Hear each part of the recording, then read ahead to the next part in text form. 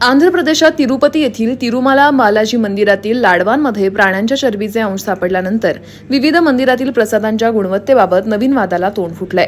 अशातच लाखो भाविकांचं श्रद्धास्थान असलेल्या मुंबईतील श्री सिद्धिविनायक मंदिराच्या महाप्रसादात उंदरांचा सुळसुळाट झाल्याचा दावा केला जातोय। सिद्धिविनायक मंदिर ट्रस्टकडून भक्तांना दिल्या जाणाऱ्या लाडवांचं पॅकेट ठेवलेल्या ट्रेमध्ये उंदीर आढळले असल्याचा व्हिडिओ व्हायरल झाल्यानंतर चिंता व्यक्त केली जाते, परंतु या व्हिडिओ मागील सत्यता अद्याप स्पष्ट झालेली नाहीये। दरम्यान मंदिर प्रशासनाकडून या प्रकरणाची चौकशी करण्यात येणार असल्याचं मंदिर प्रशासनानं सांगितलंय। या व्हिडिओची चौकशी करावी लागेल असं मंदिर ट्रस्टचे अध्यक्ष सदा सरवणकर आणि सचिव वीणा पाटील यांनी सांगितलंय। सीसीटीव्ही फुटेजही तपासलं जाणार असल्याचं त्या म्हणाल्या। प्रथम तर असलेली जी क्लिप आहे त्यामध्ये प्लास्टिकच्या पिशवीमध्ये ते बंद केलेलं असल्यामुळे ते नेमकं कुठलंही शोधावं लागेल आणि त्यासाठी एखादी पोलीस म्हणजे DCP अधिकारी वगैरे या लेवलचा एखादा अधिकारी अर्थात वरिष्ठांची चर्चा करून तशा प्रकारची एक समिती आपण स्थापन करू आणि त्या समितीच्या मार्फतच आपण त्याची चौकशी करू।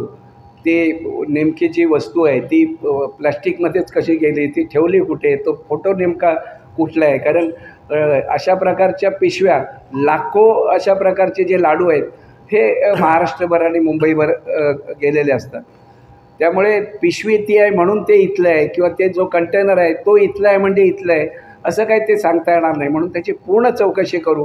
एखाद्या DCP लेवलच्या अधिकाऱ्यांची नियुक्ती करून ते आपण चौकशी करू। ज्या वेळेला आम्ही लाडू बनवतो त्यावेळेला लाडूला लागणारं महत्त्वाचं जर कुठलं मटेरियल असेल तर ते तूप असतं। हे तूप आम्ही येणारा जो प्रत्येक लॉट आहे हा आमच्याकडे टेस्ट केला जातो, लॅबमध्ये पाठवला जातो, तो वापरण्यालायक असेल तरच तो वापरला जातो। त्यानंतर काजू असेल किंवा त्याच्यामध्ये ज्या ज्या काही वस्तू वापरल्या जातात ह्या प्रत्येक वस्तूची लॅबमध्ये टेस्ट केल्यानंतरच वापरली जाते आणि आमचा उद्दिष्ट हाच आहे की दिला जाणारा प्रसाद हा अतिशय दर्जेदार असावा लागतो आणि तशा प्रकारचा दर्जेदार आहे। आज 50,000 लाडूसुद्धा जी आमची क्षमता आहे बनवण्याची ते सुद्धा कमी पडतात। लाखो लाडूंची मागणी असते, लाडू अतिशय चांगल्या प्रतीचे असल्यामुळे लोकांची मागणी वाढलेली आहे, पण तशा प्रकारची जागा आमच्याकडे उपलब्ध नाही आणि व्यवस्था नाही। त्यामुळे हे निश्चित सांगू, जो काही आमच्याकडे प्रसाद म्हणून दिला जातो तो अतिशय दर्जेदार आहे, अतिशय दर्जेदार इथे असूच शकत नाही। खात्रीदायक आम्ही एवढ्यासाठी सांगतोय की आमची तिथली जी व्यवस्था आहे, कर्मचारी वर्ग आहे आणि तिथली जी काही स्वच्छता ठेवली जाते याच्यावर जातीने प्रशासन म्हणून लक्ष दिलं जातं आणि म्हणून अशा प्रकारचा एवढा काही कारभार हा तिथे असणार नाही। दिलेला लाडू अतिशय दर्जेदार व्हावा यासाठी प्रयत्न सगळेच जण आम्ही करतोय आणि त्याची काळजी घेतोय। त्यामुळे कोणी केलं असेल का हे आज सांगणं कठीण आहे, पण चौकशीमध्ये ते निश्चित बाहेर निघेल। आमच्याकडे पिंजरे वगैरे आपण सगळेच जण इथे आजूबाजूच्या परिसरात राहता, मला असं वाटतं 10-20 माळापर्यंतसुद्धा उंदीर जातात हे आपण पाहिलेलं आहे। हे काही मंदिरामध्ये येत आहेत किंवा मुंबई शहरात उंदीरच नाहीत असं कोणी म्हणणार नाही।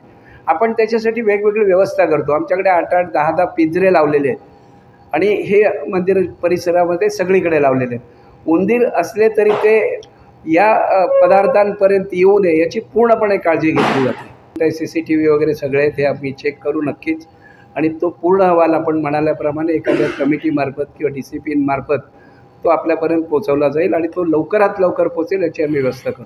सर ने बताया ये जो वीडियो है नेगेटिव एंगल से दिखाया गया है। हम समिति मेंबर्स, कार्यकारी अधिकारी पूरा इसका समर्थन बिल्कुल भी नहीं करते, स्ट्रांगली खंडन करते हैं और जो भी फैक्ट्स आएगी, सर ने अभी बताया DCP लेवल के पुलिस ऑफिसर समिति में, कमेटी में इंक्लूड होंगे, उनके और जो भी मेंबर हैं हम अभी डिसाइड करेंगे कौन रहेगा, समिति कैसी रहेगी और इंक्वायरी कमेटी बैठेगी। इंक्वायरी कमेटी के बाद ये सब फाइंडिंग आएंगे और फाइंडिंग आने के बाद ये सब मीडिया को या फिर गवर्नमेंट को ये पेश किया जाएगा। मीडिया में जो कुछ चल रहा है इसके बारे में बताने से पहले मैं मेरे सिद्धिविनायक मंदिर में कैसे काम होता है 2 दिन पहले जो भी एक नेशनल न्यूज़ चैनल्स ने 6 से 7 न्यूज़ चैनल ने हमारी ये न्यूज़ कवर की थी। पूरा हमारा किचन जो है उसका शूटिंग किया था, लड्डू कैसे बनता है, हाइजीन कैसे होती है, उसमें कौन से इंग्रेडिएंट्स आते हैं, पूरा SOP जो है वो मुझसे, अध्यक्ष जी से, ट्रस्टी से पूरी जानकारी ली थी।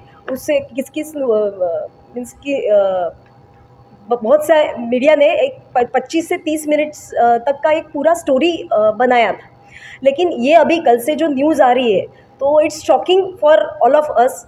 लेकिन जो भी है ये मानना है ये गलत है, बापा की नाम पे ऐसा होना नहीं चाहिए। लेकिन ये जो फैक्ट्स दिए गए हैं ये इसकी पूरी तरह से जांच पड़ताल होगी, इसमें जो भी दोषी रहेगा उसको बख्श नहीं दिया जाएगा।